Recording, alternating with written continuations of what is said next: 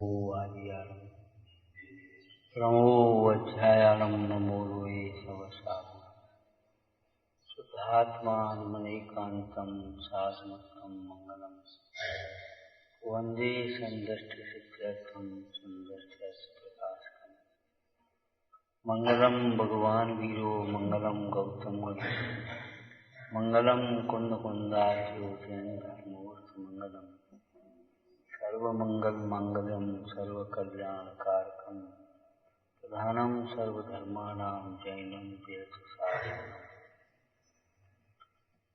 नमः समय साराय स्वानुभूत्या चकास्ते चित्स्वभावाय भावाय सर्वभावान्तरक्षिते नमः श्रीवर्धमानाय निर्धूत कलिलाग्ने सालोकानां त्रिलोकानां यद्विद्या दर्पणायते हर अनीत कुमरण हरो करो जो ज्ञान अखंड मोको नित भूषित करो शास्त्र जो रत्न करण।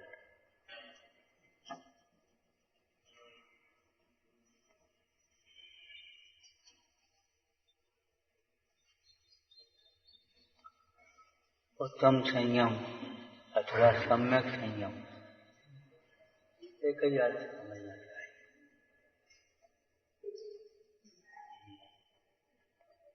संयमन अर्थात नियंत्रण। नियंत्रण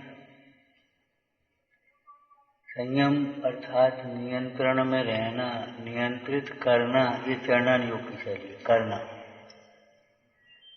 लेकिन किसे नियंत्रित करो? इसको आप अंग्रेजी में कंट्रोल, किस पे कंट्रोल करना चाहते हैं?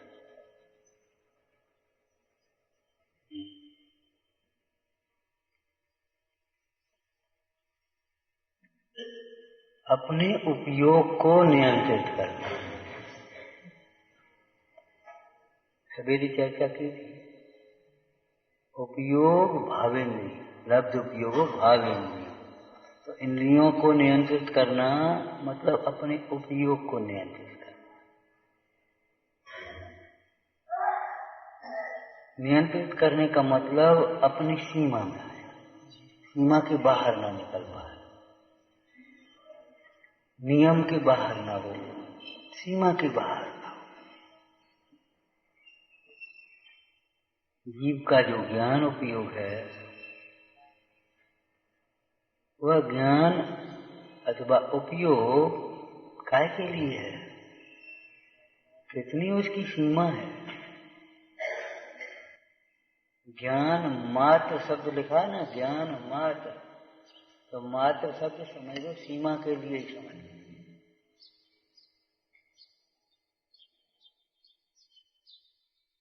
ज्ञान ज्ञान रूप ही रहता है।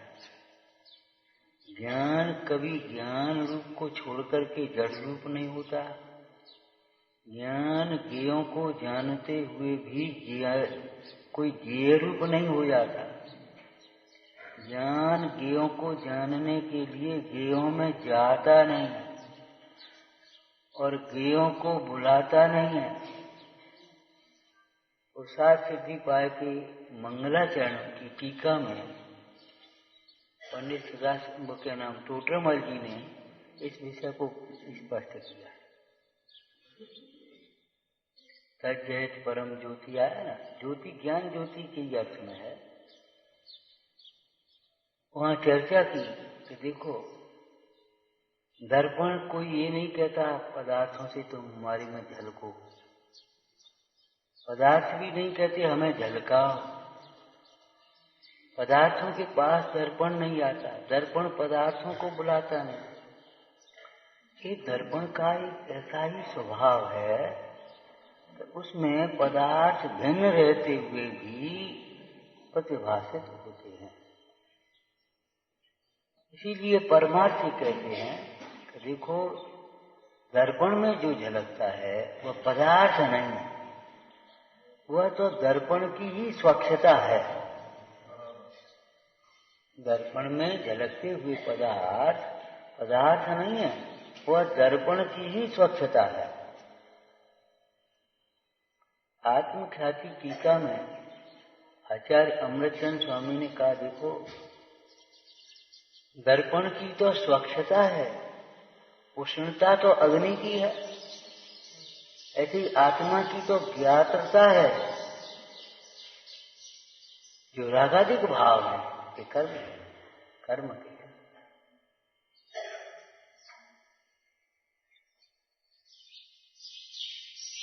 सीमा समाप्त यहाँ से, ज्ञान के आगे सीमा ही नहीं है तुम्हारी, ज्ञान मात्र।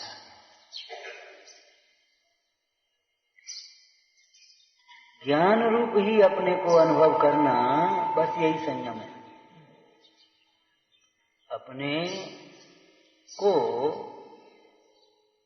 अंतर्दृष्टि पूर्वक ज्ञान रूप ही अनुभव करना, बस यही संयम समझ लेना चाहिए। संयम नहीं, उत्तम संयम है।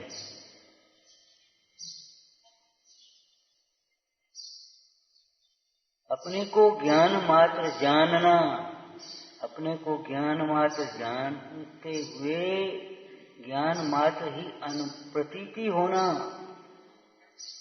और जब ज्ञान मात्र जानना, तो ज्ञान मात्र जानते समय कुछ और भी होता है। क्या होता है? आनंद होता है, तृप्ति होती है। तो आत्मा को ज्ञान मात्र जानते हुए जो तृप्तता हुई, सुख हुआ, तो उसी में मग्न हो गया, लीन हो गया। इसका नाम संयम।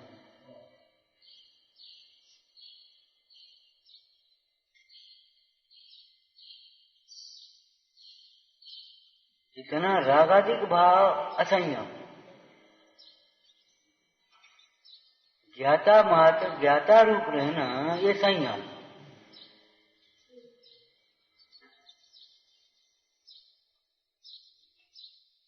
अब नियंत्रण की जहां तक चर्चा है, देखो भाई, अनादि काल से इस जीव का उपयोग, अब व्यवहारिक चर्चा है, अनादि काल से जीव का उपयोग इंद्रियों के माध्यम से जाने कहां कहां जाता है।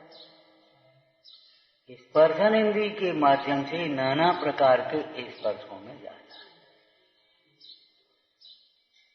और स्पर्शन इंद्रिय के माध्यम से स्पर्शों को जानता, मात्र जानता तो भी चलती,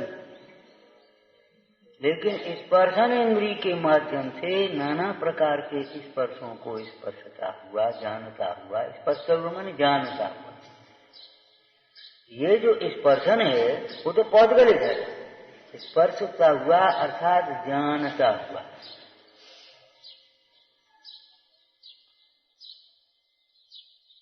इष्टनिष्ठ की कल्पना करता है, बड़ा सुंदर, ठंडी हवा का झोंका लगा, आनंद आ गया।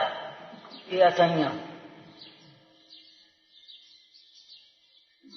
ज्ञान का उपयोग का इंद्रियों के माध्यम से विषयों में जाना या विषयों को विषय बनाना, विषयों को विषय बनाना, और अपने को जाने बिना पर को जानने जाएगा तो विकार तो होगा। मोह राग द्वेष हुए बिना नहीं रहेंगे, आप रोक नहीं सकते। बस इसका हो गया संयम। अब अपनी परिणति, अपना उपयोग बस वहीं रुक गया। स्पर्शन इंद्रिय के माध्यम से स्पर्श में नहीं गया, नाना प्रकार के स्पर्श। रसना इंद्रिय के माध्यम से नाना प्रकार के रसों में नहीं गया।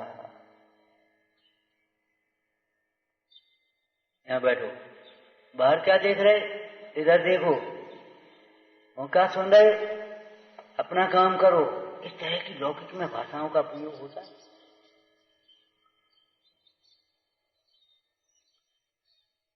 विचार करो, यदि गाड़ी भी कंट्रोल से बाहर हो जाए तो कहां जाएगी, क्या होगा, कितनी सुरक्षा होगी।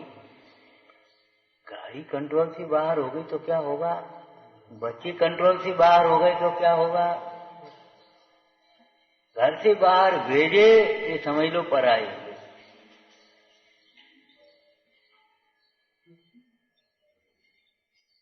और कहीं निगरानी नहीं रही, तुम्हारी कुछ पता नहीं पड़ा, तो कंट्रोल से बाहर हो गई, फिर क्या करोगे?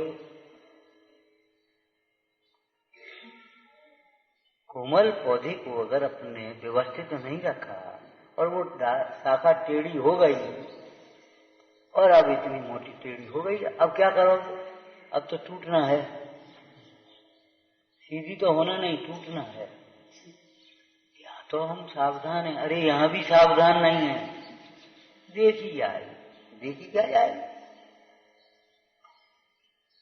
भैया, आगे पुलिया टूटी है, देखेंगे, देखी जाएगी, देखी क्या जाएगी, लौटना पड़ेगा।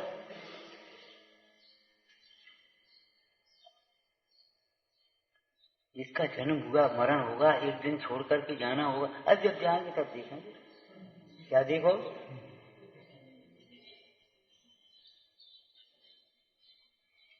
अहो आग आए जब झोपड़ी जरन लागी, हुआ के खुदाए तब कौन काज करे। जब शत्रु आक्रमण करने लगे तब अब सेना की भर्ती करो, देखी जाएगी, देखी क्या जाएगी, क्या देखोगे? विनाश होगा। थोड़ी धीरे चलो, धीरे चलो, और वो ड्राइवर अपने नशे में चल, भाई रुको, धीरे चलो, देखी जाएगी, देखी क्या जाएगी, उलट पुलट होगी और कुछ नहीं होगा। लोक व्यवहार में भी नियंत्रण, कंट्रोल कितना आवश्यक है।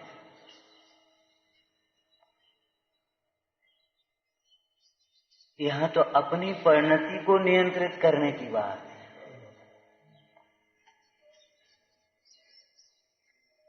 ये उपयोग इंद्रियों के माध्यम से अथवा इंद्रियों के निमित्त से विषयों में जाता है, विषयों में प्रवर्तता है, और वहां भी जैसे कोई गया और बाहर चला गया, वहां अगर मान लो रात में नहीं खाया, मंदिर रोज जाता रहा, स्वाध्याय से जुड़ा रहा, चलो गनीमत है, कोई बात। लेकिन जहां गया वो कुसंग में पड़ गया, उसका सोच बदल गया, क्या होता है दिन दिन आदमी आदमी लगेगा, क्या होता है? अरे जिंदगी हमें निभानी, पिताजी क्या करेंगे? पिताजी तो पुराने जमाने तो कहेंगे नहीं ये नहीं करना। अब बताओ, देखी जाएगी, क्या देखोगे फिर?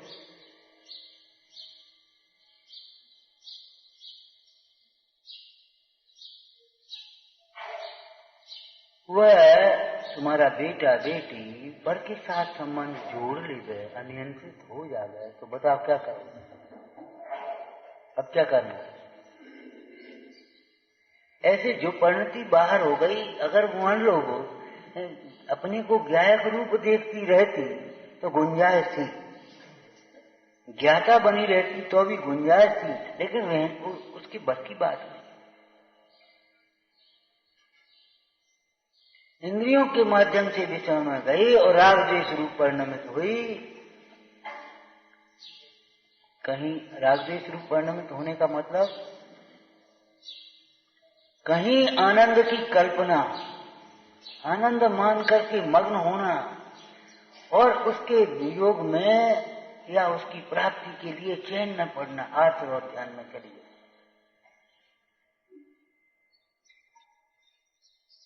जबकि चली कहीं नहीं गई, उपयोग उस समय भी उपयोग ही रूप रहा है, उपयोग उस समय भी उपयोग रूप रहा है, उपयोग उस समय भी उन पदार्थों रूप नहीं हुआ। उस समय पर रूप अनुभव करना और अपनी कोई कल्पना करके आनंद मान लेना, ये तुम्हारी भूल है और कुछ नहीं। टोटमल जी ने इंद्रिय सुख की व्याख्या करी। इंद्रिय सुख क्या होता है कि देखो, स्वयं ही इच्छा की थी, स्वयं ही वो पदार्थ जानने में आया और सुख की कल्पना स्वयं कर दी और कुछ नहीं हुआ। पदार्थ जहां की कहां है, ज्ञान यहाँ की तरह है, दोनों भिन्न के भिन्न हैं, लेकिन एक मान लिया, एक मान लिया बस केवल। एक मानते ही सारी परिणति विकृत हो गई। अपना मान लिया, अपना मानते ही सारी परिणति विकृत हो गई। अब सारा सोच बदल गया, सारी परिणति बदल गई। अब समता का काम नहीं है, अब तो बस राग द्वेष, राग द्वेष, राग द्वेष, और जहां राग द्वेष है वहां क्लेश। चित्त अशांत निरंतर।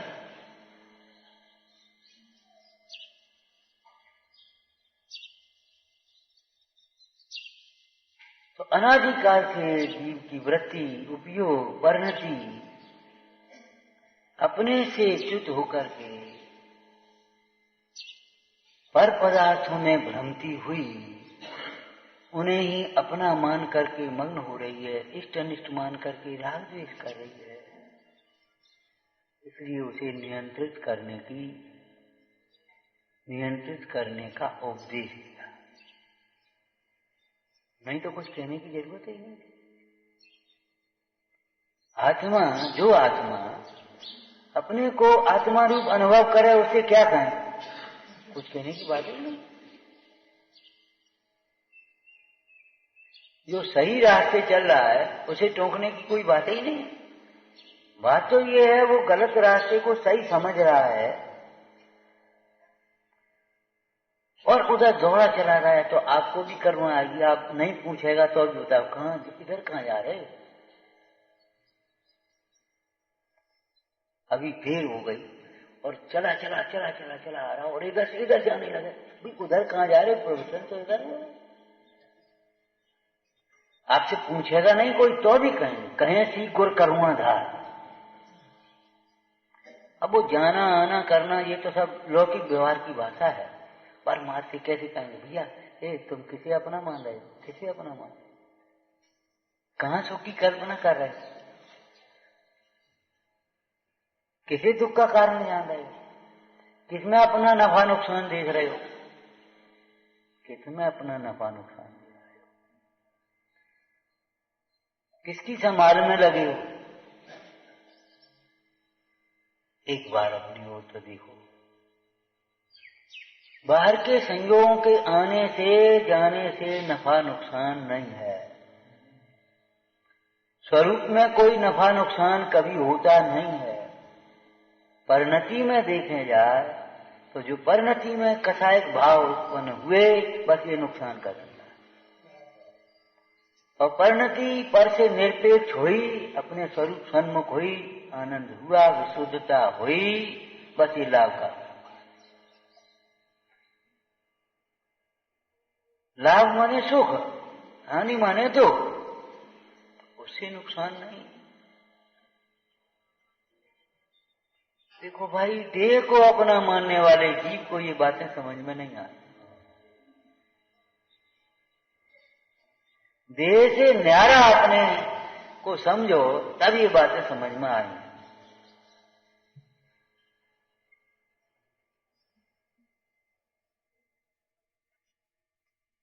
सम्यक दर्शन संयम का मूल है।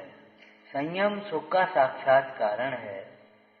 और पंडित जी ने इस ग्रंथ में ही लिखा, संयम से सम्यक दर्शन पुष्ट होता है। पुष्ट ज्ञान की अपेक्षा जैसे गाढ़ अवगाढ़ विशेषण है। गाढ़ परमावगाढ़, शुद्ध केवली का सम्यक तो अवगाढ़ सम्यक, और केवली भगवान का सम्यक परमावगाढ़ सम्यक। ऐसे ही इस चारित्र की अपेक्षा क्या कहेंगे? बोलो, सराग सम्यक और वितराग। सम्यक तो सराग और वितराग नहीं होता। सम्यक तो है, लेकिन ज्ञान भी सराग वितरागी थोड़ी होता है। ज्ञान विपरीत ज्ञान होने पर या पर सन्मुख उपयोग होने पर चारित्र में राग हुआ, उसकी तुलना से देखो रागी हो गया। इस समय ये जीव के परिणति में राग हुआ और भ्रम से अपने को जाने बिना उसने अपने को रागी मान लिया, उस समय भी जीव तो ज्ञाता स्वरूप है। जीव हो नहीं गया, जैसा मानते वैसा हो जाता था,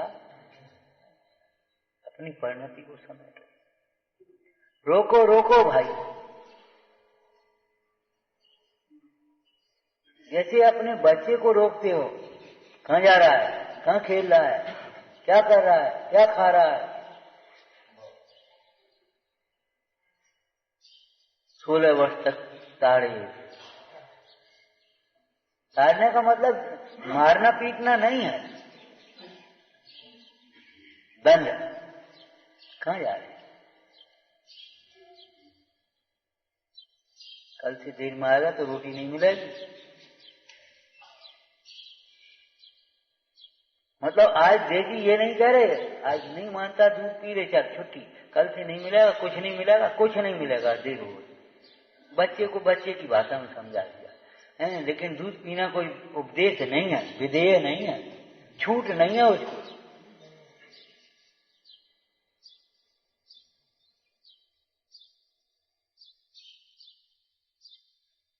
हम दूसरों पर हमेशा नियंत्रण कंट्रोल करना जानते हैं, नहीं जानते। दूसरों पर भी नियंत्रण कंट्रोल या सुधार दूसरों का, सुनो भाई, तुम्हारा पुण्य हो, उसकी भली होनार हो, उसकी पात्रता हो, उसकी विनय हो, विशुद्धि हो, पुरुषार्थ हो, उस समय उसका कार्य बन जाए तो बन जाए, तुम नहीं कर पाओ। अपनी परिणति को समेटो, अपनी परिणति को। कैसे? बुद्धिपूर्वक। कैसे? सुंदर सा शब्द बोलो, बहुत प्रसिद्ध है अपन लोगों के बीच में, तत्व विचार के बल से।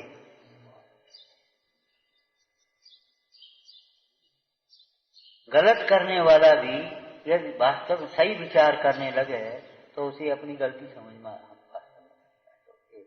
तो काम तो गलत है।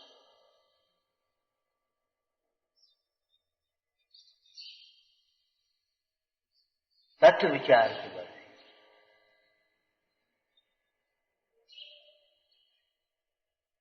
छेडाला में चौथी ढाल में सम्यक ज्ञान की चर्चा है, साथ साथ श्रावक के व्रतों की देश चारित्र की भी चर्चा है। छठवीं ढाल में मुनिराजों के सकल चारित्र की, और फिर अंत में वो धारा प्रवाह स्वरूपाचरण की जो चर्चा है वो आई। छेडाला महान ग्रंथ समझो, निगोद से लेकर के मोक्ष तक की चर्चा है। छेडाला कहाँ से शुरू हुई? काल अनंत निगोद मजा, और कहाँ तक? मोक्ष तक। तो हम ये कह रहे, श्रावक की चर्चा चौथी ढाल और मंडाल की चर्चा छठवीं ढाल। इस श्रावक को मुनि बनाने वाला है कौन, ये पूछ रहे हैं। पांचवीं ढाल,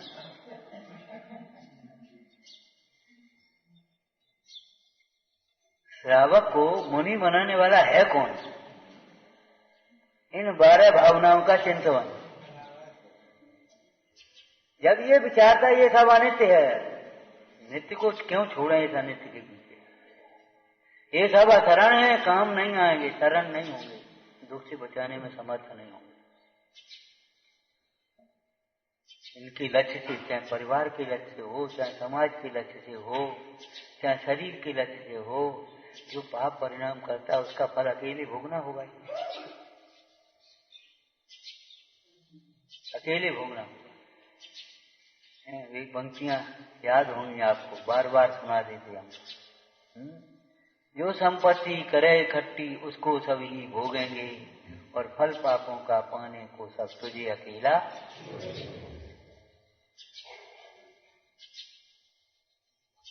कभी अपने लौकिक जीवन में भी चेतन और अचेतन दो पदार्थ हैं सामने। अचेतन को मुख्यता मत देना। अचेतन को मुख्यता देने वाले जीवों के घर में भी बहुत कलह होती है। जहां जहां वहां कलह उत्पन्न होती है। पैसे का नुकसान होता रहता, होने दो। अरे वो नुकसान नहीं, वो तो एक परिणमन है। नुकसान क्या होता है? परिणमन है, उसका इसी प्रकार परिणमन। लेकिन अपने परिणामों को विकृत मत करो।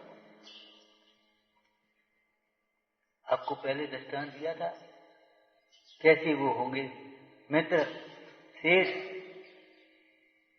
वो यात्रा करने गया, साधर्मी अपनी थैली रख गया, सेठ जी रख लो, हमारा घर जरा सूना रहेगा, हम आपके पास रख गया। भैया यात्रा करके लौट के आया, सेठ जी थैली, भैया यात्रा अच्छी हो गई, बढ़िया अच्छी हो गई होती तो सही बात तो वहीं रह गए होते। बड़ी मोह दृष्टि है। थोड़ी सी पूजा कर दी, मैं तेरा हर टोंक पर अर्घ चढ़ा दिए, धोख दे दिए, बहुत अच्छी यात्रा हो गई, तो बहुत अच्छी बात। लोग तो भाग भाग कर करते, मैंने आलोचना दूसरों की शुरू हो गई, अपने को अच्छा मान लिया उनको, तो बहुत अच्छी यात्रा हो। भाग भाग कर यात्रा कोई यात्रा है? अपन तो बहुत शांति से भैया 2 बजे नहीं उतर पाए हम तो, और कोई आकुलता नहीं, अपने आराम से अच्छी हो गई। कैसी हो? अच्छी है। हमें तो नहीं दिख रहा, हमें तो नहीं दिखता अच्छी हो। परिणति कहाँ भटक रही है? आए बाद में और जाने की पहले पड़ी और कह रहे हो अच्छी है। आए बाद में और जाने की पहले पड़ी और लौटती टिकट तुम्हारे पास है, वो कह रहे अच्छी है। कहाँ लौट कर कैसे अच्छी हो गए? कई बार हम किसी को कुछ थोड़ा सा खिला मन में स्थान प्रसाद समझ लो, भैया कैसा है? अच्छा लगा, हमने झूठ बोल रहे, अच्छा होते तुझे कहते थोड़ा और लाओ, झूठ बोल रहे भाई, अच्छा लगता जो क्या कहते, अरे थोड़ा और लाओ, झूठ बोल रहे अच्छा है अच्छा है, हमें खुश करने के लिए कह रहे, हम कौन नाराज है? तो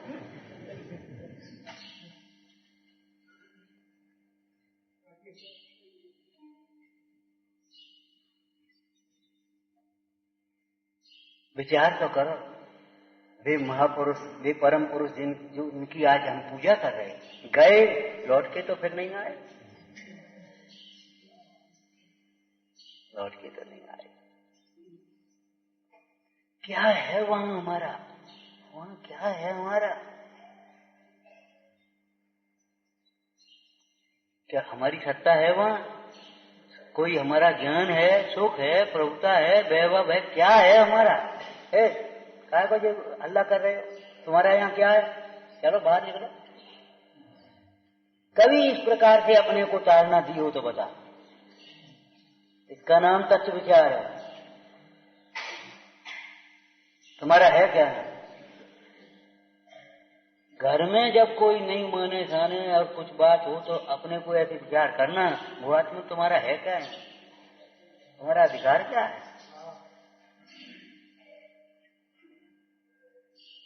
कभी कोई अपने बेटे को न सुधार पाए और दूसरे को उपदेश दे, तुम अपने बेटे को सुधार लेना, कह देते ना, अपने घर तो कुछ कह नहीं पाते और दुनिया में उपदेश दे रहे, ऐसे कह देते कि नहीं?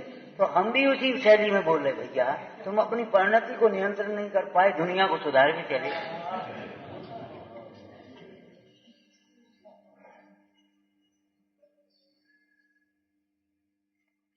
क्या कहें भाई?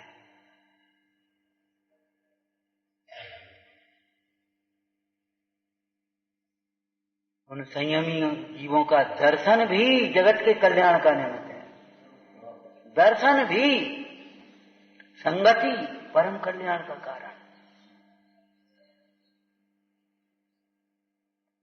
बस एक दफे चिंतन तो चल जाए, चिंतन तो जहां कंट्रोल से बाहर हुआ, अनियंत्रित हुई व्यवस्था, समझ लो परेशानी आ गई।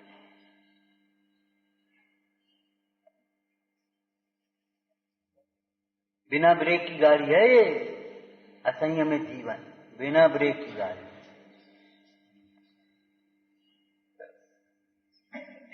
असंयमित जीवन माने क्या मतलब हुआ?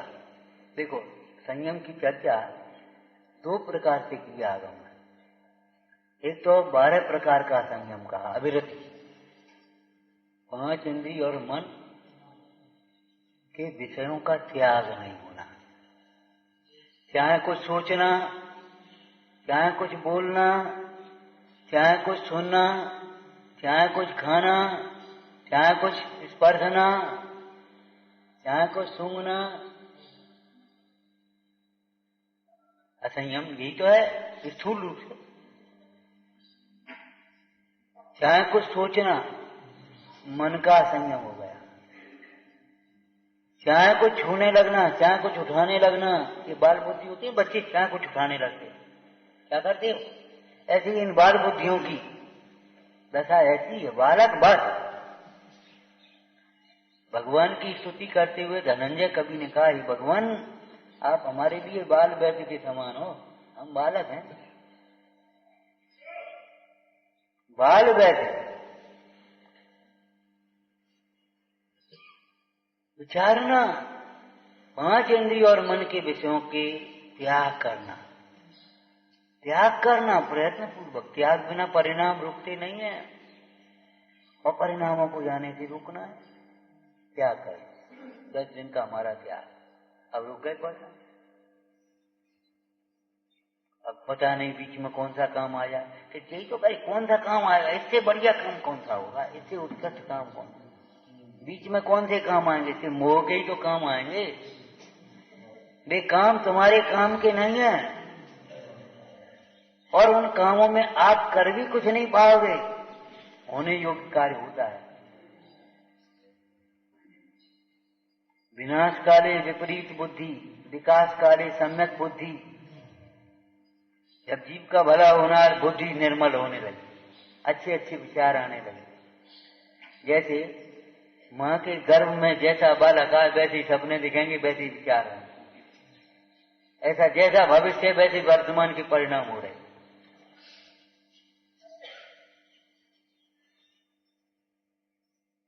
त्रियंच गति में जाने की जब तैयारी होती है, तब वो घास फूसें अच्छी लगती है। पेट भरने के बाद भी लाओ, जरा मुंह चलाते रहो, हर समय अच्छा लगता है, सुख लगता है। फिर जाने मिला कि नहीं मिला, जो कुछ खा पा तो खा पी ले, नरगति जाने की तैयारी। इनको ऐसा भाव लगता है, ऐसा लगता है मिला नहीं मिला, कि नहीं मिलेगा, नहीं मिलेगा। अरे मिला मिले, मिला के ना मिला ये सोचते क्यों? हमें अनंत काल तक नहीं चाहिए, हमें चाहिए ही नहीं। वो मिलने और न मिलने की बात क्या है?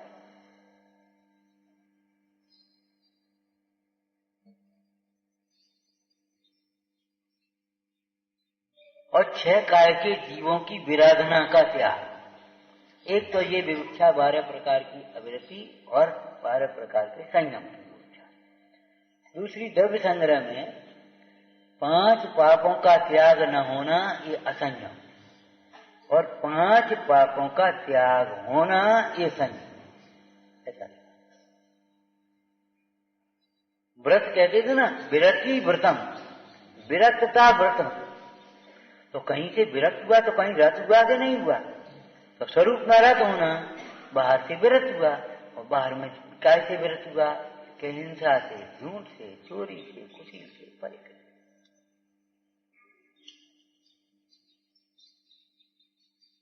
अपनी परिणति को रोकना, काय में, काय से रोकना? हिंसा से, झूठ से। जल्दी नहीं करना। उतावलापन जीवन में बहुत खतरनाक है। उत्तेजनापन और उतावलापन बहुत खतरनाक। बावले भी मत बनाओ और उतावले भी मत बनाओ। सोच करके, समझ करके, विचार करके, सलाह करके कार्य करना सीखो। लौकिक व्यवहार में, परमार्थ में भी जो प्रवृत्ति करनी है आपको, तत्व विचार पूर्वक करो। विचार तो करो पहले।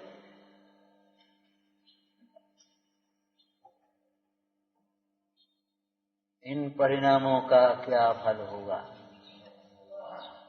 इन परिणामों का क्या फल होगा।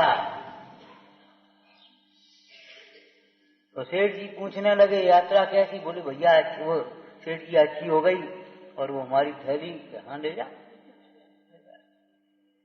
उसके मन में जाने क्या आ गया। गिन तो लें गिनी तो उसमें 5 कम थी। सोचने लगा बताओ न गिनती तो बड़े बड़े आदमियों की कुछ पता नहीं पड़ता। किसका भरोसा करें। अरे आगम कह रहा है किसी का भरोसा मत करो, अपने स्वभाव का भरोसा करो और वीतरागियों का भरोसा करो, पंच परमेष्ठियों का। वास्तव में संयोग कोई भरोसा करने लायक है ही नहीं। और बिना निर्णय के भरोसा तो बहुत बेकार। ज्ञान बिना का श्रद्धान अंधश्रद्धान है। निर्णय करो पहले तब भरोसा करो।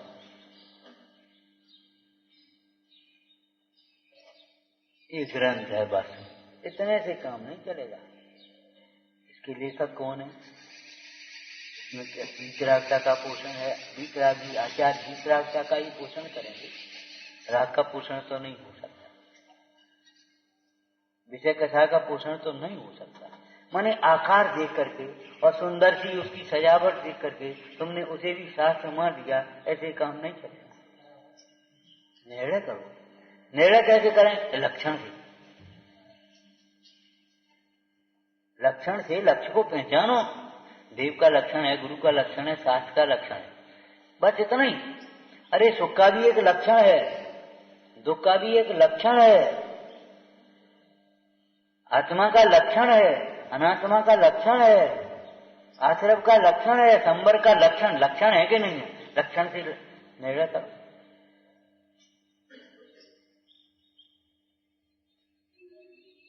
और केवल बाह्य लक्षणों से नहीं, निर्दोष लक्षण से।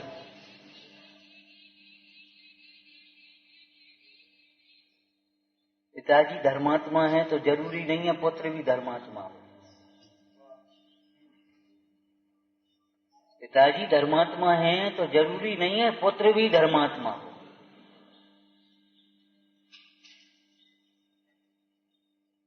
और पुत्र धर्मात्मा होगा तो पुत्र अपने कारण से धर्मात्मा होगा, पिताजी के कारण से धर्मात्मा नहीं होगा। लौकिक क्षेत्र में भी देखो है, प्रतिष्ठित प्रतिष्ठान, इसकी बात और साख है एकदम। और लड़का अगर आ गया, पिताजी गए और उसने अगर उसको साख को बनाए नहीं रखा तो लोग कहने लगेंगे अरे उनके समय की बात अलग थी, अब तो बेकार होगा। मतलब दूसरों के आधार से आप नहीं चल पाओ। आपको अपना स्थान स्वयं बनाना होगा, अपनी प्रतिष्ठा स्वयं बनानी होगी। और प्रतिष्ठा को प्रतिष्ठा बनाए रखनी होगी निरंतर। जब बाहर में भी ऐसा ही है तो परमार्थ में भी ऐसा ही। रोको अपनी परिणति को, विराधना न हो जाए। बिना सोचे समझे कुछ भी मत कहो। रोको रोको, पहले तोलो फिर बोलो, पहले तोलो फिर बोलो। कि बोलने लायक है, इससे हित होगा क्या? हित होगा। इससे खोटी प्रवृत्ति चलेगी क्या? सही प्रवृत्ति चलेगी।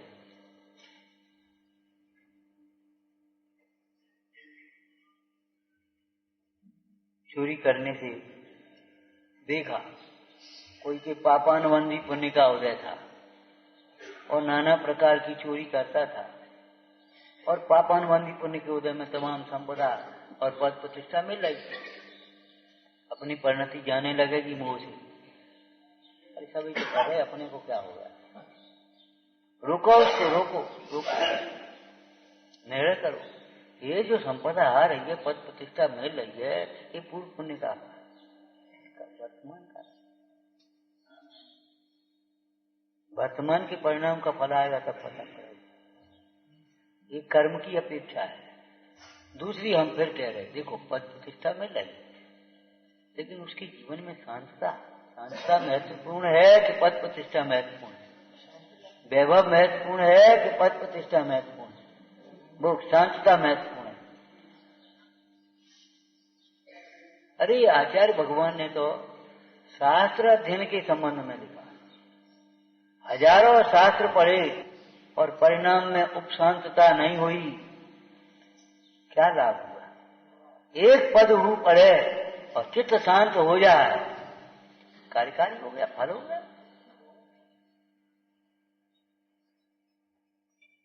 जीव का प्रयोजन तो सुख है, जिससे सुख हो वह हमारे लिए कार्यकारी है। ये पता नहीं, समझ में नहीं आता कौन क्या होता है। वो तो अच्छी रहा, हल्की हाथ गिन लिए, पहुंचा दूंगा सेठ जी 5 मोहरें कम, बिना कुछ शिकन आए, चेहरे पर शिकन नहीं, कुछ भीतर विकल्प नहीं, मुनीम से कहा 5 मोहरें हो लेकर के चला गया, लेकर के चला गया। वह रात को घर जब लेटे थे, पत्नी से बोला, आजकल किसका विश्वास करें, समझ में नहीं आता, ये समझ में आएगा ही नहीं, आगम का अभ्यास करो, आगम का अभ्यास करो तब समझ में आएगा, वैसे ही समझ में आ जाएगा। बोले भैया क्या कि वो 5 मोहरें कम थी, वो तो हमने हाल की हाल गिन ले आए, उन्होंने भी दे दी, अगर नहीं ली होती तो क्यों दे दी? वे तो भैया हमने निकाल ली थी, हमने अपने पास रख ली थी, वक्त में रास्ते में काम आए।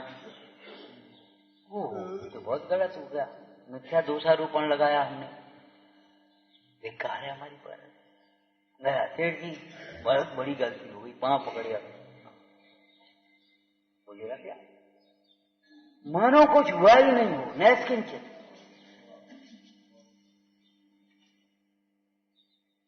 सोचो, भले शास्त्राभ्यास कर रहे हो आप, पूजा करते हो, हैं, थोड़ा बहुत दान पुण्य त्याग भी कर रहे हो, लेकिन तुम्हारे साथ अगर ऐसी घटना घटे, क्या करोगे?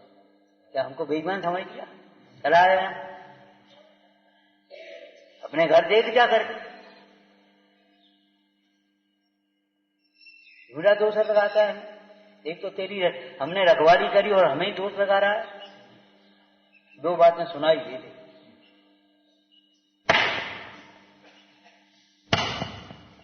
संयम किसका नाम है? मन का संयम, वचन का संयम, काया का संयम।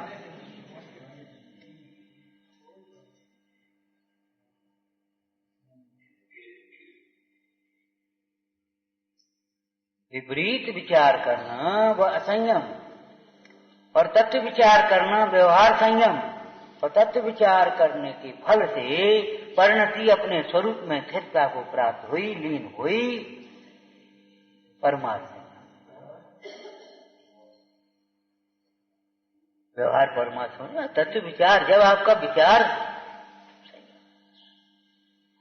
कई बार हम कहते कि भैया ये बाहर की सादगी तो आवश्यक है, लेकिन विचारों की सादगी सबसे महत्वपूर्ण। विचार ही तो हमारे जीवन में ऊपर आएंगे। मानो कुछ हुआ ही नहीं।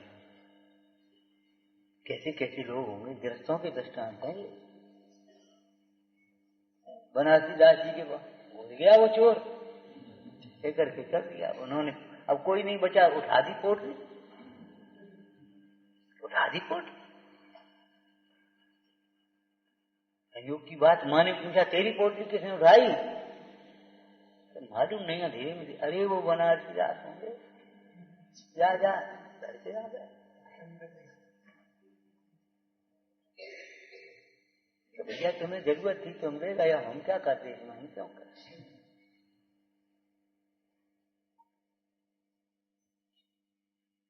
मतलब ये है, पापों में जाती हुई प्रवृत्ति को रोकना कैसे रोकोगे? प्रतिज्ञा, ज्ञानान योग पद्धति तो प्रतिज्ञा कराए।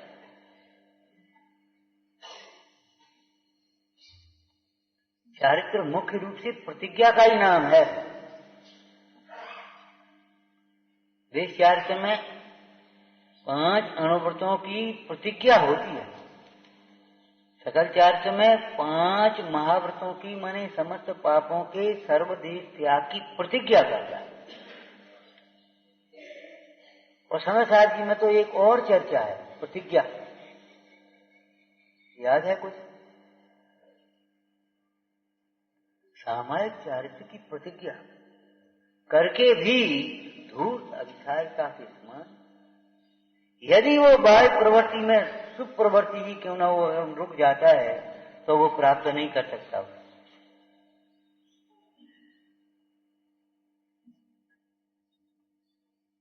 प्रतिज्ञा लिए बिना परिणाम नहीं रुकते, इसलिए प्रतिज्ञा का नाम संयम समझना चाहिए।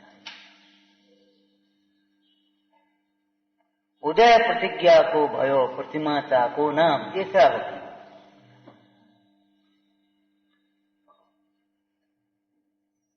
अपने को भी यही प्रतिज्ञा करने लायक है। बस हमारा जीवन का एक एक क्षण बस अपनी आराधना के लिए है, दूसरे बहुत हो गया। और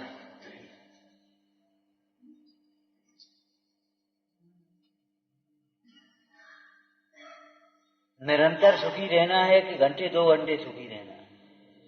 कि निरंतर? तो निरंतर सुखी रहना है तो निरंतर ज्ञानाभ्यास ज्ञानानुभूति चाहिए। ऐसे नहीं है कि आज अपने खा लिया और बस वो चलती रहेगी जिंदगी भर। ये तो उपचार के कथन है। एक समय की कमाई तू अनंत काल खाएगा, लेकिन एक समय की कमाई अनंत काल खाने की बात नहीं है। एक एक समय की कमाई एक एक साल की। जो परिणाम उत्पन्न हुआ उसका भोगन वेदन, जो परिणाम उत्पन्न हुआ उसका वेदन, नया नया परिणाम और नया नया वेदन। लेकिन वही परिणाम बैठा ही परिणाम है और बैठा ही वेदन है।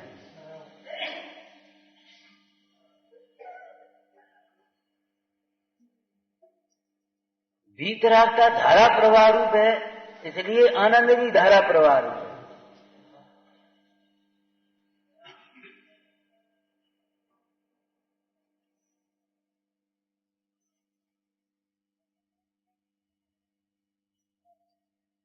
परिग्रह में कितनी परिणति जाती है,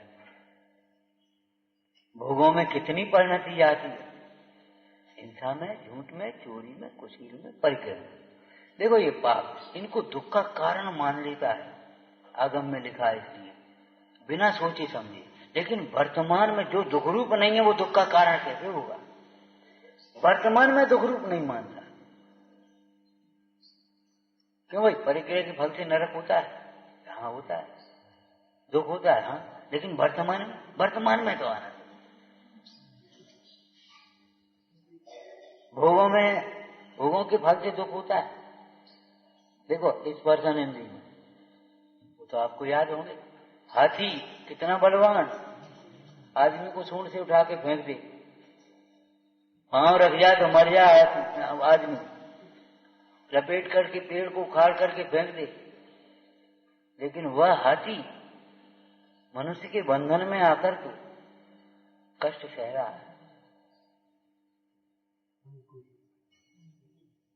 कष्ट सह रहा है। किसकी भूल, किसका दोष?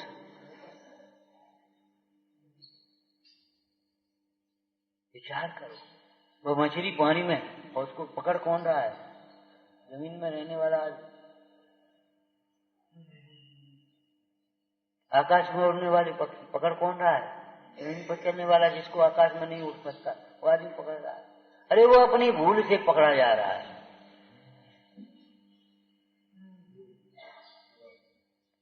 तो भोगों का फल दुख रूप जानता है, लेकिन भोगों की प्रवृत्ति दुख रूप नहीं जानता। मतलब वर्तमान में जो भोगों की प्रवृत्ति है वो आगे दुखी करेगी, उसका फल। लेकिन नहीं, वर्तमान में जो भोगों की चाह है, जो प्रवृत्ति है, वो वर्तमान में आकुलता रूप है, ये समझना चाहिए। इसीलिए इसकी द्वारी नहीं चलती।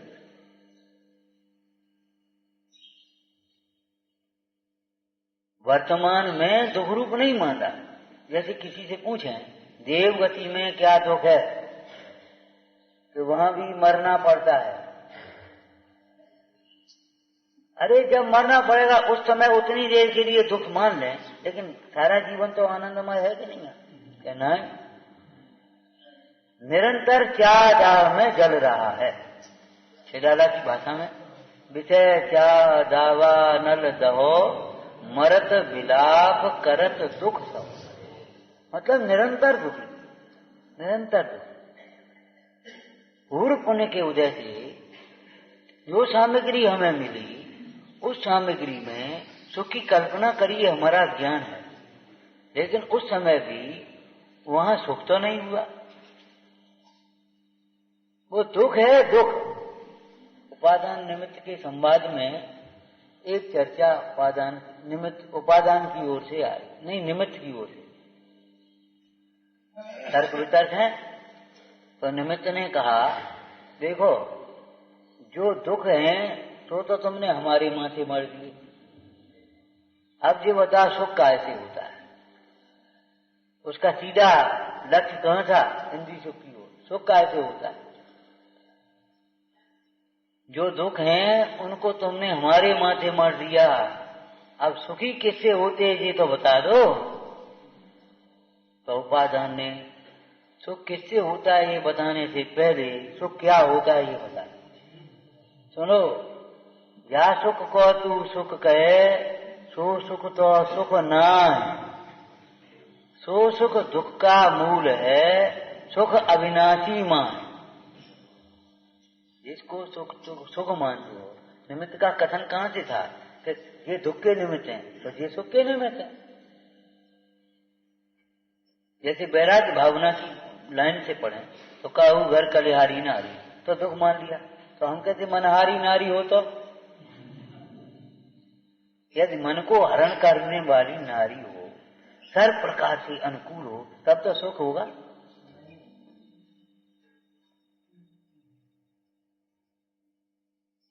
ये तो स्थूल कथन है, स्थूल जीवों को समझाने के लिए है, लेकिन सच बताओ है वो मनहारी नारी, मन को हरण करने वाली नारी, वो भी तो तेरे लिए दुख रूप है, राग का निमित्त है। वो द्वेष का निमित्त है तो ये राग का निमित्त है।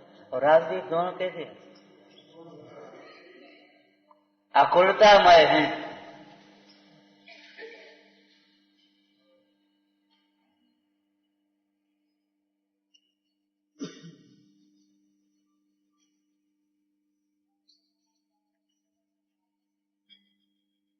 व्यापार में नुकसान हुआ तब तो तुमने माना नुकसान हुआ, और लाभ हुआ तब लगता है नुकसान हुआ।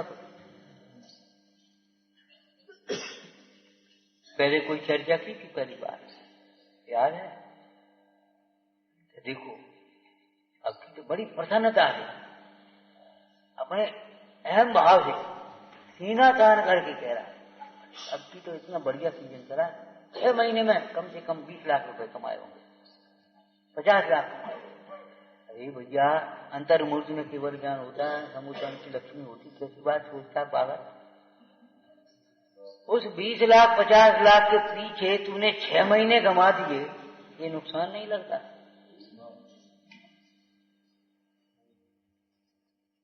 पूज्यपाद स्वामी ने लिखा है आयु की वृद्धि के साथ, वो क्या नाम, समय के बीतने के साथ धन आदि की वृद्धि हुई, जीवन कम हुआ, जीवन तो कम हो गया, धन आदि की वृद्धि हो गई, संयोग की वृद्धि हो गई, दुकान 1 की 2 हो गई, मकान 1 मंजिल का 3 मंजिल बन गया, कोई बात नहीं, बाद बाकी सब बढ़ गया, लेकिन आयु घट गई कि नहीं घट गई ये बताओ। और हर्ष मान रहा है, आयु के घटने से हर्ष मान रहा है। वो धन की वृद्धि को देख करके हमें ऐसा लगता है जैसे इसको धन अधिक प्राणों से भी अधिक प्यारे। प्राण माने वो कम हो रही है आयु से, आयु प्राण है ना, और वो बढ़ रहे, उसको बढ़ने की खुशी है, घटने की खुशी नहीं। 6 महीने में चलो 25-50 लाख रुपए जो भी कमाए हों, सच बताना कितना आर्थ रौद्र ध्यान हुआ, कितना धर्म ध्यान हुआ, तो ये नुकसान नहीं दिखाई दे रहा। अब थोड़ा और रुको, थोड़ा और रुको, जैसे हमारा कोई नुकसान हो रहा हो, हमारा कोई नुकसान हो रहा, भैया हमारा क्या नुकसान है? जो चाहो अपनो कल्याण।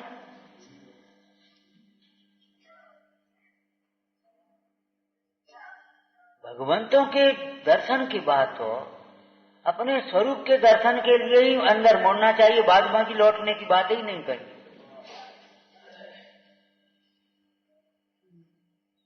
जब हमने मार्ग देख लिया, घर देख लिया, स्वरूप देख लिया, सुख देख लिया,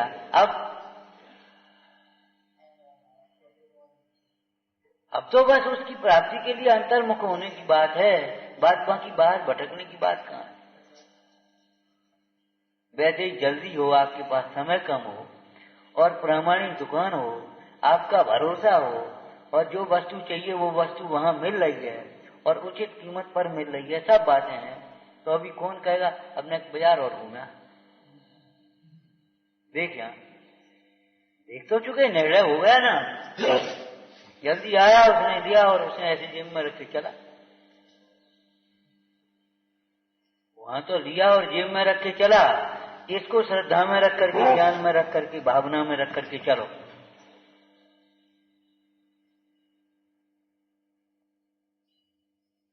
संयम कोई शरीर की क्रिया का नाम नहीं है। विषयों में प्रवृत्ति न होने मात्र का नाम भी संयम नहीं है।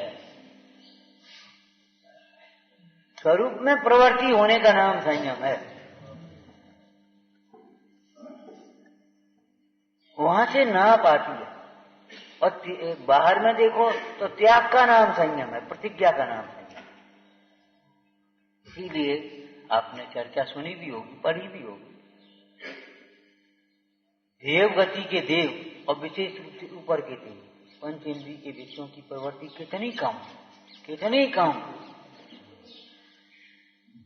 सर्वा सिद्धि के देव भगवान के पंच कल्याणक भी देखने नहीं आए, और तो कहा देवांगनाएं वहां है नहीं, मुंह झूठा होता नहीं, कंठ से अमृत झर गया, बस खत्म हो। और सो भी कितने वर्षों तक कुछ नहीं, निरंतर सच चर्चा करे और कछु काम नहीं। ये ऐसो वो ऐसो, बाको का भाव, जाको का भाव, कोई विकल्प नहीं, सच चर्चा। और वहां भी असंयम गुण था। ये क्या मतलब हुआ? वहां भी असंयम गुण था, असंयम। और यहाँ श्रावक जो अपना व्यापार भी कर रहा है, घर गृहस्थी में रह रहा है और पंच अनुभूतों के, वो पंच पापों के एक देश त्याग की प्रतिज्ञा है, अपने स्वरूप की भावना भाते भाते दोष भी लगता है, राग भी आता है, उसका निंदा करा करता, उसको संयम कर दिया। दिन में एक बार खा रहा, 2 बार खा रहा, उसको संयम। और वहां वर्षों तक खाने पीने की कोई बात नहीं, वहां संयम। ये क्या मतलब हुआ? सोचना चाहिए, संयम किसका नाम, नियंत्रित, नियंत्रण किसका नियंत्रण, कहां नियंत्रण, कितना नियंत्रण। अपनी परिणति, अपनी सीमा तक रही बात। अपने आनंद को वेदता वेदता तृप्त हुआ, अतीन्द्रिय आनंद में तृप्त होता है, तब ये जीव को इंद्रिय विषयों की अभिलाषा नहीं होती। और अतीन्द्रिय आनंद की बात तो अलौकिक है। हम ये पूछते, अभी आप यहाँ बैठे, अपन बैठे हैं, सुन रहे हैं, और मान लो एक रस आ रहा है, बाहर का ही सही, अब रस आ रहा है, बोलो अभिलाषा है कुछ, याद आ रही किसी की, 2 घड़ी लगी है, कहीं उपयोग जा रहा है, घर की याद आ रही है, भूख लग रही है, प्यास लग रही है, इधर देख रहे हो, ये सुन रहे हो क्या हो रहा है, कुछ नहीं, तो संयम तो है कि नहीं? अरे नहीं, अभी त्याग तो त्याग करके कहां बैठे।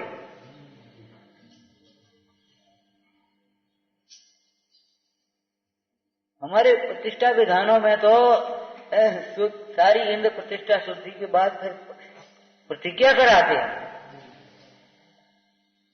उसके बाद विधान शुरू हुआ, प्रतिज्ञा होती है। क्या प्रतिज्ञा? विधे विधातु यज्ञोत्सवेहम गेहाद मूर्छा मपनोदयामी, गेहाद मूर्छा मपनोदयामी, गेहाद की मूर्छा को छोड़कर, ममत्व बना छोड़कर, हाँ, अनन्य चेता, कृतमा दधामी स्वर्गाद लक्ष्मी मप्याप्यामी। इतनी देर में कोई बुला करके स्वर्ग की लक्ष्मी भी दे रहा तो हमें नहीं चाहिए। अब रुक जा।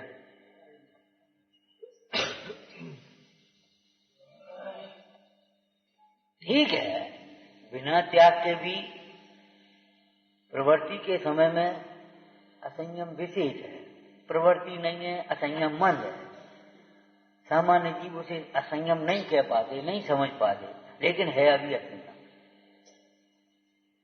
वो धारा चल रही है बराबर।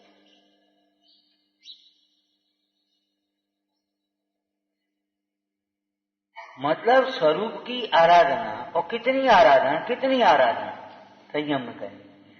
इतनी आराधना, इतनी पवित्रता हो गई कि उसके साथ 5 पापों का एक देश त्याग हुआ, तब देश संयम चला।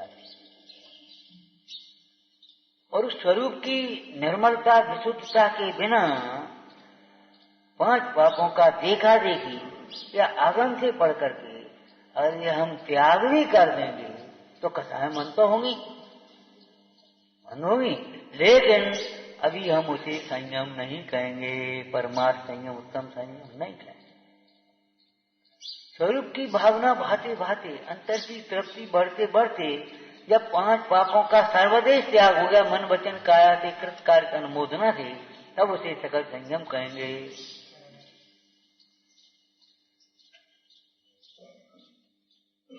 जब 5 पापों का त्याग अगर हम देख करके जिए तो चलो अपन भी कर दे, तो उसको संयम नहीं कहेंगे। मतलब संयम आत्मा में रहने वाली परिणति, आत्मामय परिणति। और आत्मामय का अर्थ बताया था, जो आत्मामय होता है वह ज्ञानमय होता है, आनंदमय होता है, नियम। जहाँ आत्मा है वहाँ ज्ञान है, वहाँ सुख है। जहाँ ज्ञान और सुख नहीं है वहाँ आत्मा भी नहीं है। ये समझो, जहाँ दुख है वहाँ आत्मा नहीं है। जहाँ दुख है, दुर्विकल्प है, वहाँ आत्मा नहीं है। जहाँ अंधेरा है वहाँ सूर्य का उदय कैसे कहोगे? अंधेरा और प्रकाश एक साथ, ज्ञान और दुख एक साथ, वैराग्य और दुख एक साथ है नहीं। आत्मामय जीवन हुआ तो आत्मा का आत्मामय जीवन है, तृप्तिमय जीवन, आनंदमय जीवन, उसी का नाम संयम हो गया। नियंत्रित हो, नियंत्रित माने वो विषय होने पर भी उधर प्रवृत्ति नहीं जाती, अंतर में अभिलाषा नहीं होती।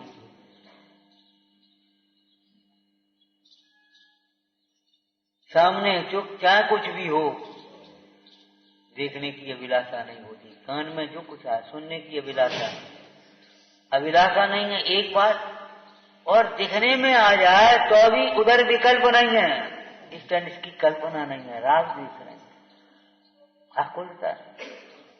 हम इसको 2 बातें कहें, एक तो जानने की आकुलता नहीं और एक जानने पर आकुलता नहीं। जानते समय भी कोई आकुलता नहीं है। असंयम में क्या है? पहले तो जानने की आकुलता, विषय ग्रहण की अभिलाषा, और दूसरा नंबर पे उस विषय का जैसे ही ज्ञान हुआ, अब क्या अभिलाषा होगी? उसे अपने अनुकूल, इच्छा के अनुकूल परिणमाने की। जैसे हमने देखा आ रहा, बस आओ यहाँ आ जाओ, हटो, ये अभिलाषा खड़ी हो गई। पहले तो जानने की अभिलाषा, और जानते ही उसे प्राप्त करने की अभिलाषा तो हो गई, उसके अनुकूल, उसे अपने अनुकूल परिणमाने, प्राप्ति करना नहीं। अगर उसमें कोई अनिष्ट की कल्पना है तो उसे हटाने की अभिलाषा। ये सब असंयम प्रवृत्ति है। जानने की भी अभिलाषा नहीं और जानते समय भी कोई आकुलता नहीं, और जानने के बाद भी फिर कोई आकुलता नहीं, उसको याद कर करके रमता है। देखो संयमी की 3 दशाएं लिखी हैं गुरु स्तुति में, तीनों काल के। क्या? पूरब भोग न आगम वांछा है, पूर्व काल के भोगों की कोई याद नहीं और भविष्य के लिए उनकी अभिलाषा नहीं, निदान नहीं। चौगत के दुख से डरे सुरत लगी से उमान, ते गुरु मेरे उर्वश है। ते गुरु मेरे उर्वश है, तो वे आकर के यहाँ ऐसे थोड़ी बस जाएंगे शरीर से। ते गुरु मेरे उर्वश का अर्थ क्या होगा? आप जैसी अहिंसा हमारे भावों में, हमारे जीवन में, आप जैसा सत्य हमारे वाणी में, हमारे हृदय में सत्य धर्म और वाणी में सत्य वचन। हम बोलते हैं सामने हाल खड़ा, कुछ न कुछ हो जाता खटपट, और वे बोलते मुखचंद्र से अमृत है। हे गुरु मेरे ओर बसे, इस भावना का अर्थ क्या है? वो अहिंसा हमारे हृदय में बस जाए, सत्य हमारे हृदय में बस जाए, अचौर्य, संयम, ब्रह्मचर्य और अपरिग्रहता हमारे हृदय में बस जाए। वह रुचने लगे, जाति की भावना जग जाए।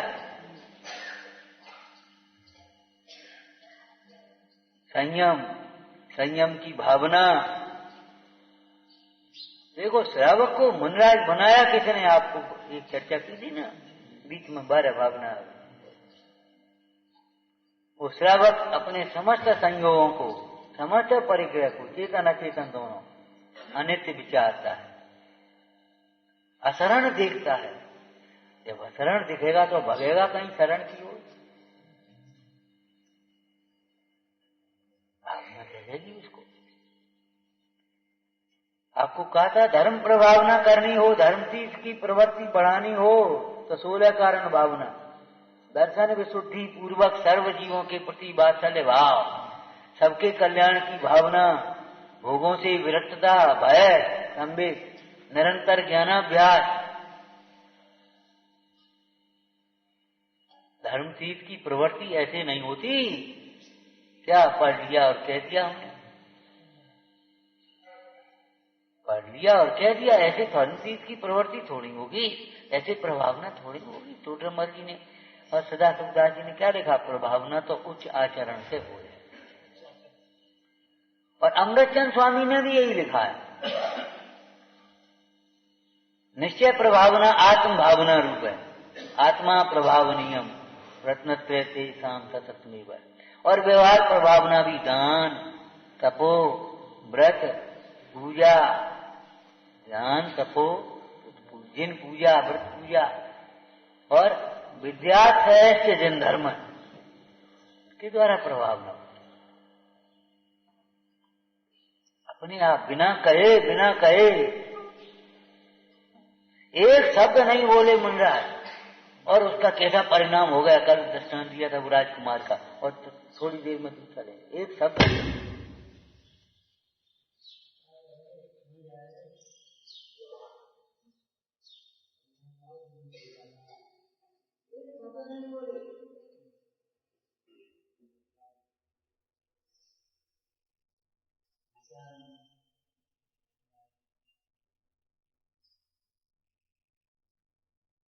शब्द भी बोले हो तो बोलो।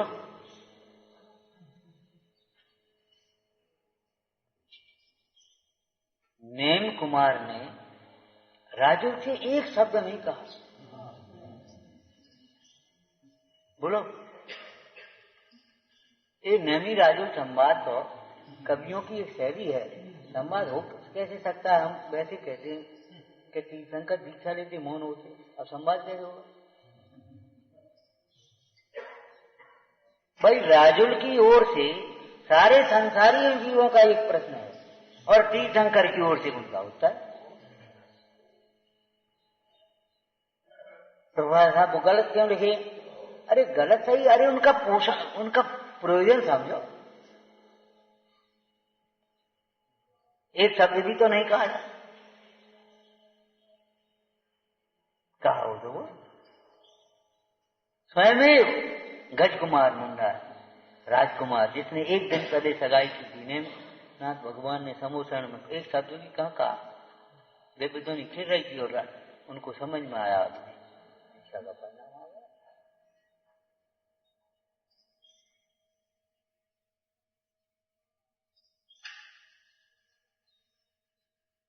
डरना नहीं चाहिए संयम। जो डर लगता है डर का कारण अज्ञान होता है।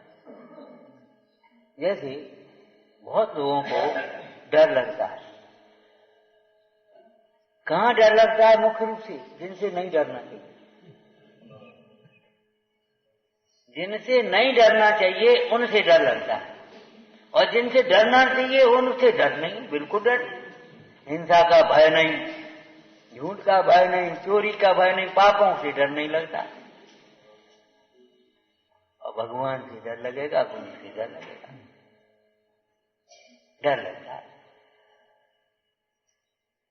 लेकिन विचार करो, हम लोग जब पढ़ते थे, आपको भी याद होगी, भैया अगर होमवर्क नहीं कर जाएंगे तो अध्यापक दंड देंगे, खड़ा कर देंगे, क्लास से निकाल देंगे, डंडा मारेंगे, जो कुछ भी सही।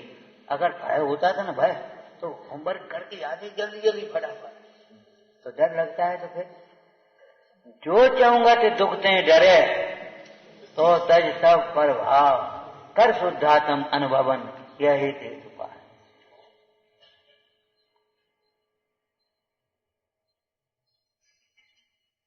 तो 5 पापों के त्याग को संयम करेंगे। यहां समझ में आया ना? संयम बिना की तप को निरर्थक कहा। संयम बिना का तप भी निरर्थक है। संयम के बाद तप आएगा, कारण कार्य। संयम के बिना तप हो कैसे गया? तप के दिन उपवास, आज की तुम्हारी भाषा का पहला तप अगर उपवास भी ले रहे हो, अनशन, तो उस दिन भी इंद्रियों का संयम होता है कि नहीं होता बताओ? और इंद्रियों के उपवास तो आप कर लो और दिन भर अपने काम में लगी रहो, चाहे कुछ लड़ते रहो, बोलते रहो, खाते पीते रहो, नहाते धोते रहो अपने आराम से, बस रोटी मत खाओ अकेले, तो इसका नाम तो उपवास नहीं कर रहा है।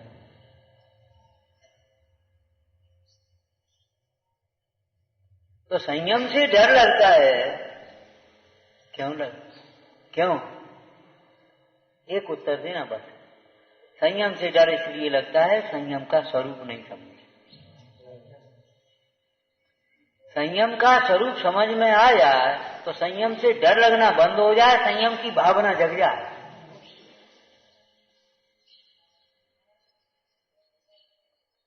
संयम की भावना जग जाए, संयम का पुरुषार्थ होने लगे, डर खत्म हो जाए। भोगों से डर नहीं लगता, इसलिए संयम से डर लगता। भोगों में सुख बुद्धि है, पापों में सुख बुद्धि है, परिग्रह में सुख बुद्धि है, इसलिए।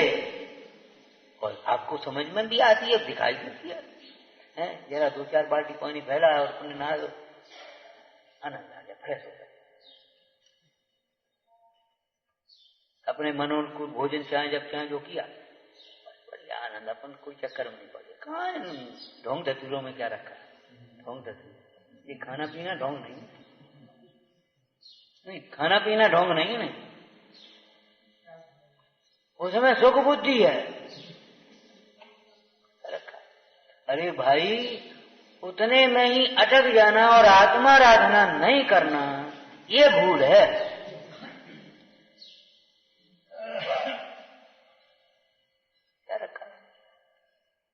क्या रखा है? तो हम पूछते खाने पीने में क्या रखा है, बता।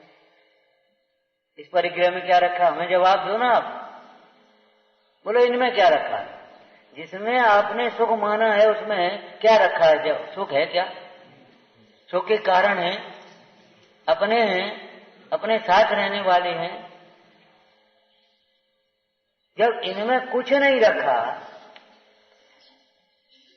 जहां सर्वस्व दिखाई दे रहा है, तो आप फिर ऐसे क्यों करते हो? इनमें क्या रखा है? मंदिर में क्या रखा है? अपने परिणाम निर्मल होना चाहिए। जिसके परिणाम निर्मल होंगे वो ऐसी बातें नहीं करेगा, फिर कह रहेगा। तमाम शास्त्र पढ़ते रहो दिन भर, क्या रखा है इसमें शास्त्रों में? पढ़ते तो रहो, विकथा से बचोगे, समझ में आएगा तो रस आएगा। भावना जगेंगे। इनमें क्या रखा? अरे एक आत्मा को जानो, बाद में ये सब क्या रखा है इसमें? सच बताओ, आत्मा को जानते हुए ही रह रहे हो आप?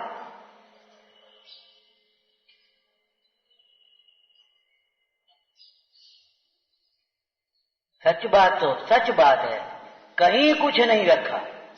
ईमानदारी से आप सोचो, बिल्कुल सही बात है, कहीं कुछ नहीं रखा आत्मा के अतिरिक्त। शुद्ध आत्मा के अतिरिक्त कहीं कुछ नहीं रखा। इसलिए आत्म स्वरूप में लीन रहा जाए तो बहुत उत्तम बात है। और जब लीन न रह पाओ तो आत्म चिंतन करो, आत्म स्वरूप की चर्चा करो, आत्म स्वरूप की भावना भाव, उनकी संगति करो, उनकी सेवा करो, विनय करो, भक्ति करो, पूजा करो।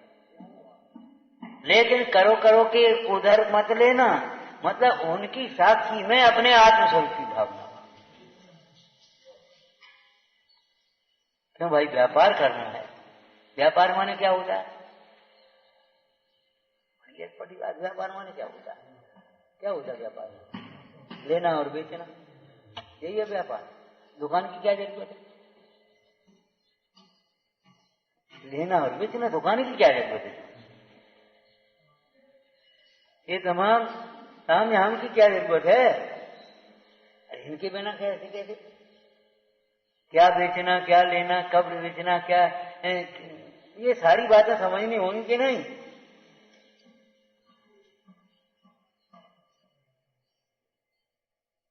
रत्नत्रय का व्यापार भी कैसे करोगे? कैसे करोगे? उसका स्वरूप भी समझना होगा, उसका उसी प्रकार का सारा व्यवहार समझना होगा, और उस व्यवहार को ये समझना उस व्यवहार को भी समझना होगा, और उस व्यवहार को हे समझना होगा। लेकिन इतना हे नहीं कि पहले से ही जब नाव छोड़नी है तो बैठे कार को, जब शटरिंग हटानी है तो लगाए कार को। इतनी मजबूत कार को लगा रहे, इतने क्या करने जन में इतनी कीला ठोक रहे तुम, इतने बड़ी ऐसी प्लट बना, क्या जरूरत है जब हटाना ही है? अरे हटाना है तब हटाना है, इसके बिना लगेगी नहीं। जैसे देवगुरु धर्म के प्रति अपार भक्ति न हो, पापों से भय न हो, भोगों से विरक्ता नहीं हो, वो आत्म स्वरूप को कब पाएगा? कहाँ उसे कायम है, कहाँ उसका बुद्धि लगेगी? मेरा कपड़ा भी कहीं धोया जाता है, वो रंगा जाता है, पहले उसको धो और फिर रंग पाओगे, तब भी रंग लगा। अपनी परिणति को निर्मल बनाने और उस निर्मलता की सम्यकता की सम्यक बनाने के लिए पुरुषार्थ कर। आत्मा की सम्यक परिणति, आत्मामय परिणति, लीनता रूप परिणति, कुछ भी कहो, शब्द अलग अलग हैं, उसी का नाम संयम है, विचार। और संयम के दिन जो पहले भी कह चुके, अपना एक प्रतिज्ञा लेखने की प्रयास करो, अपना मन बनाओ, संकल्प करो, क्या फालतू मत सोचो, फालतू मत बोलो, फालतू मत सोचो, फालतू मत बोलो। फालतू सोचोगे तो कहीं ना कहीं बोलोगे फिर। फालतू मत सोचो, फालतू मत बोलो। बहुत अपना समय कीमती है, जीवन आयु काल कितना है, सोचो, सही सोचो, हितकारी सोचो, कम बोलो, प्रामाणिक बोलो, अनर्गल मत करो, अनर्गल प्रवृत्ति। अपने हित पर दृष्टि रख करके ही सारे निर्णय लो, और हित पर दृष्टि रख करके ही सारा प्रवर्तन हो। ये संयम धारण करने योग्य उपाधि है, भावना भाव। सम्यक दृष्टि वो कैसा होगा? जैसे निरंतर संयम की भावना और समाधि की भावना होती। जैसे संयम और समाधि की भावना भी नहीं है, उसमें सुख नहीं दिखाई दे रहा, वो सम्यक दृष्टि कैसे हो सकता है? गंभीरता से सोचना चाहिए, विचारना चाहिए।